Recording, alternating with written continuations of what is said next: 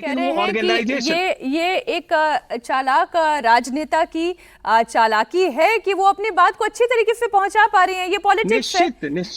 निश्चित तौर पे, और इस तरीके से महिलाओं में जो देखिए एंटी इनकम्बेंसी सेंटीमेंट मजबूत है। जो जी संदीप सर ने कहा कि एक कारक चुनाव नहीं है, नहीं बात बिल्कुल सही है, लेकिन होता क्या है कि जब आपका बोनाफाइड क्रेडिबल अल्टरनेटिव बीजेपी है, तो चाहे इकोनॉमिक रीजन हो या डेमोग्राफिक फैक्टर हो, कल्चरल फैक्टर हो, जी। आप उसको कहीं ना कहीं आइडेंटिटी से भी जोड़ देते हैं, तो आर्टिकुलेशन उस मोड में हो रहा है। तो महिलाओं में भी एक डिससेटिस्फेक्शन है, लेकिन बड़ी तादाद में ग्रामीण महिलाएं अभी भी इस बात को नहीं समझ पा रही हैं कि ये योजनाएं उस पार्टी को जो आपको दे रही है वोट नहीं देने से बंद होगा। और ये निश्चित तौर पे आप कहिए कि हर पार्टी करती है, और बंगाल में टीएमसी कर रही है। और तो टीएमसी कर रही है और वैसे कर रही है जिससे कि उसको 50% महिला वोट मिल पा रहा है। शास्त्री जी, मैं बीजेपी का भी आंकड़ा दर्शकों के सामने रख दूं। 2011 में इन्हीं महिला वोटर्स का जो मत प्रतिशत था वो 4 के पास था। 2016 में आके वो 10% पर आया और 2021 के विधानसभा चुनाव में ये 36% पर आया। इसमें एक मोदी फैक्टर बहुत बड़ा रोल प्ले करता है, कि आपको ऐसा लगता है? और इस बार ये प्रतिशत और बेहतर होने की संभावना है, उसके पीछे जो कारण जो अभी सज्जन जी ने गिनाए उनको इंक्लूड करते हुए। जी मीनाक्षी जी, आपने जो बात कही इसमें कोई शक नहीं है कि पश्चिम बंगाल चुनाव में मोदी फैक्टर एक बहुत ही प्रमुख फैक्टर है।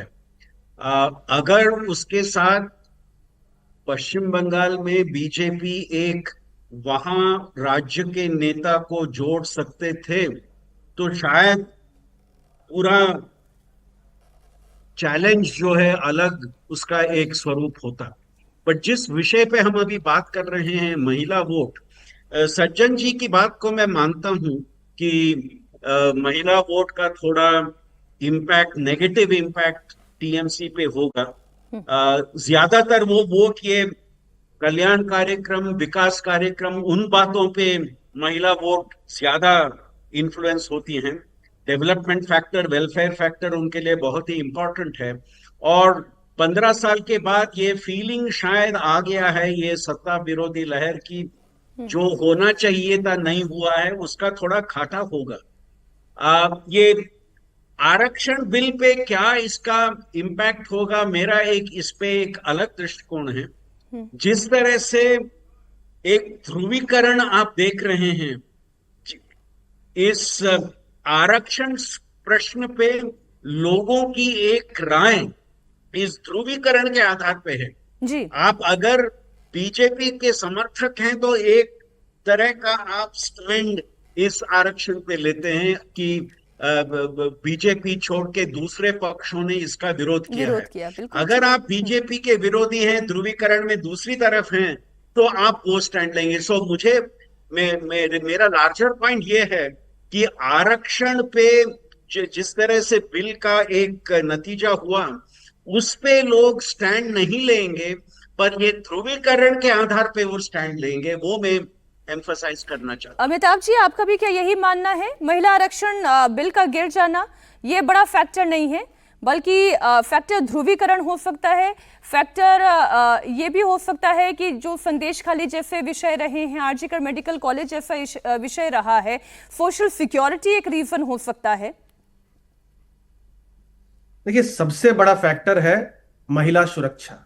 महिलाओं के लिए RG Kar, Sandeshkhali, West Bengal crime against women में टॉप 4 स्टेट्स में है, एसिड केसेस में नंबर 1 है, कन्विक्शन के रेट में 5% से कम की कन्विक्शन है क्राइम अगेंस्ट वुमेन के केसेस में। तो सबसे बड़ा मुद्दा महिलाओं को जो प्रभावित कर रहा है इस बार, वो है महिला सुरक्षा।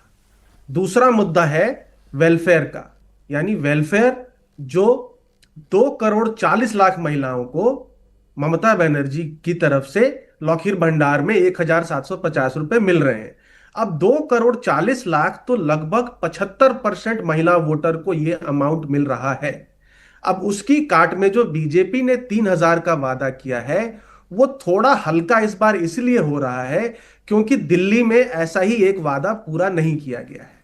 जब दिल्ली चुनाव था तो मध्य प्रदेश और महाराष्ट्र में ट्रैक रिकॉर्ड अच्छा था, तो महिलाओं ने उस बात को मान करके वोट दिया था। और तीसरा इसमें कारण हो सकता है जो ये महिला आरक्षण बिल का है। महिला आरक्षण बिल लाया ही गया है मेरे हिसाब से इलेक्टोरल बेनिफिट वेस्ट बंगाल और तमिलनाडु में इसके मतलब इसको एक इलेक्शन इशू बनाने के लिए। और अगर हम देखें तो बंगाल में क्योंकि 2 फेजेस में चुनाव है, तो हो सकता है इसका अर्बन महिलाओं में, अर्बन एजुकेटेड महिलाओं में, क्योंकि ये एम्पावरमेंट से भी जुड़ा हुआ है, ये इसका थोड़ा बहुत असर हमको देखने को मिल सकता है। तो कॉकटेल है एक्चुअली ये, महिला सुरक्षा, वेलफेयर स्ट्रेंथ और महिला आरक्षण, इन तीनों के बेसिस पर महिला वोट बैंक में सेंध मारने की कोशिश जो है वो बीजेपी की रहेगी। 2021 में लगभग 11% की लीड 50 और 39 टीएमसी को है। हमारे वोट वाइब के सर्वे के अनुसार, जो लास्ट सर्वे हमने अप्रैल 6 को किया था, उसमें ये लीड घटकर ऑलरेडी 5% हो चुकी है।